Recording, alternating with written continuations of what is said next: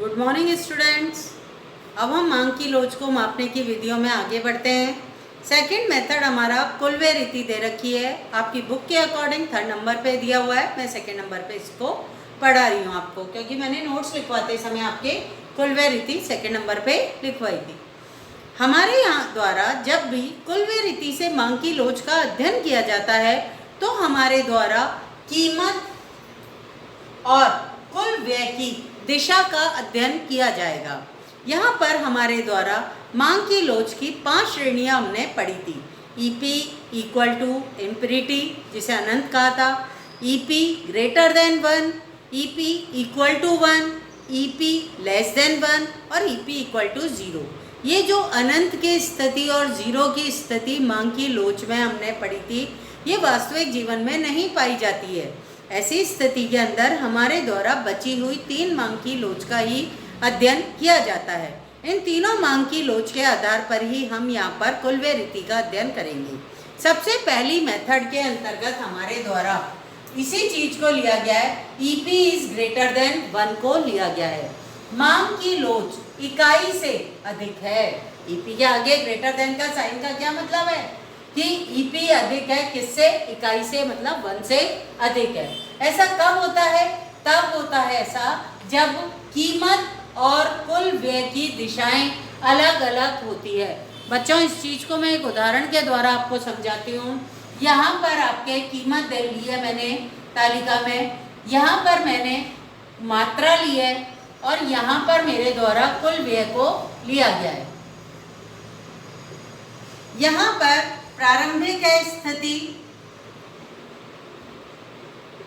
यहाँ पर परिवर्तित स्थिति है। प्रारंभिक कीमत मैंने 10 रुपए ली है और इस पर मांगी जाने वाली मात्रा 50 इकाइयां हैं। टोटल कितना व्यय हुआ? कितना हुआ टोटल व्यय? 50 इंटू 10, 500 रुपए। अब कीमत में कमी कर देते हैं, 5 रुपए कर देते हैं, तो 75 ही इकाइयां बढ़ी हैं। कितनी इकाइयां बढ़ी हैं? 75 ही इकाइयां बढ़ी हैं। कीमत के कम होने पर मात्रा में वृद्धि हो रही है। लेकिन हम कुल व्यय के आधार पर कुलवे रीति से मांग की लोच का अध्ययन करते हैं। कुल व्यय यदि निकालते हैं तो 75 इंटू 5 कितना हुआ?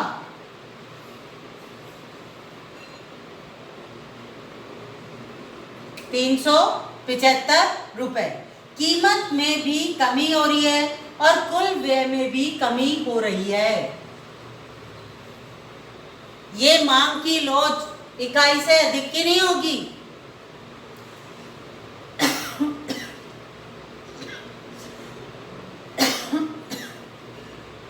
ये मांग की लोच आपकी यहाँ पर क्या कहलाएगी? EP is less than 1।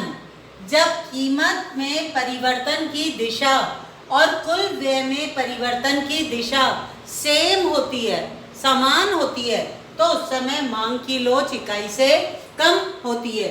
अब दूसरी परिवर्तित स्थिति देखो, कीमत में कमी हो गई और मांगी जाने वाली मात्रा में 125 इकाइयां खरीदी गई।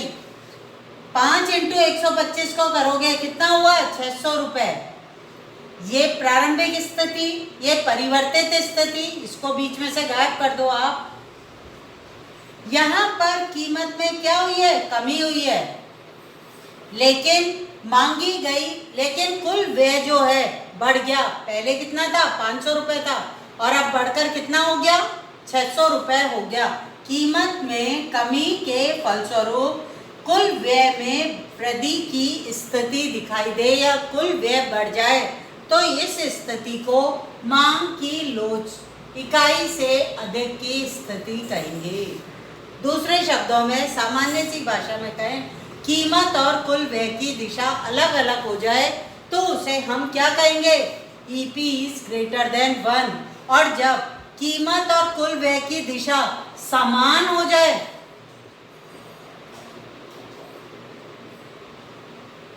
तो इस समय क्या कहलाएगा? EP is less than 1।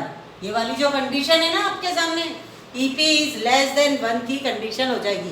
कीमत में भी कमी हो रही है और कुल व्यय में भी कमी हो जाए। अब एक और कंडीशन पाई जाती है, इसमें मैंने दो कंडीशन बता दी, एक तो ईपी इज ग्रेटर देन 1, एक ईपी इज लेस देन 1, और तीसरी कंडीशन और हमारे पाई जाती है बच्चों, जिसे हम कहते हैं EP equal to 1। EP equal to 1 के अंतर्गत हमारे आप कैसे अध्ययन करोगे अभी बताते हैं बच्चों। सबसे पहले हमारे द्वारा वही 3 कॉलम बनाए जाएंगे। पहले कॉलम के अंतर्गत प्रारंभिक कीमत हमने वही 10 रुपए ली, मांगी जाने वाली मात्रा 50 इकाई थी, कुल व्यय हमारा 500 हो गया। कीमत हमने आधी कर दी, मांगी जाने वाली मात्रा दुगनी हो गई और कुल व्यय हमारा वही 500 रुपए रहा। कीमत में कमी हो, कीमत में वृद्धि हो, एक और परिवर्तित स्थिति दिखाती हूँ बच्चों आपको। बढ़ गया कुल व्यय 20 रुपए हो गया, मांगी गई मात्रा 25 हो गई, 25 इंटू 20 कितना हो गया, वही आपका 500 रुपए हो गया।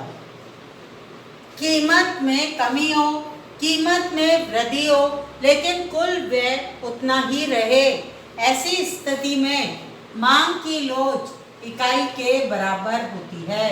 ईपी इक्वल टू 1 की स्थिति पाई जाती है। एक बार मैं फिर से इस विधि को समझाती हूँ आपको। कुल व्यय रीति के अंतर्गत कीमत और कुल व्यय की दिशाओं का अध्ययन किया जाता है। इसके आधार पर मांग की लोच का मापन किया जाता है। जब भी कीमत के परिवर्तन की दिशा और कुल व्यय के परिवर्तन की दिशा अलग अलग होती है तो हमारी ईपी इज ग्रेटर देन 1 की स्थिति पाई जाती है, और जब भी कीमत और कुल व्यय की दिशा समान होती है तो ईपी इज लेस देन 1 की कंडीशन पाई जाती है। और कभी भी कीमत में चाहे कमी हो चाहे वृद्धि हो, कुल व्यय समान रहता है तो ऐसी स्थिति में मांग की लोच इकाई के बराबर होती है। कल हमारे द्वारा रेखागणितीय विधि या ज्यामितीय विधि का अध्ययन किया जाएगा। थैंक यू बच्चों।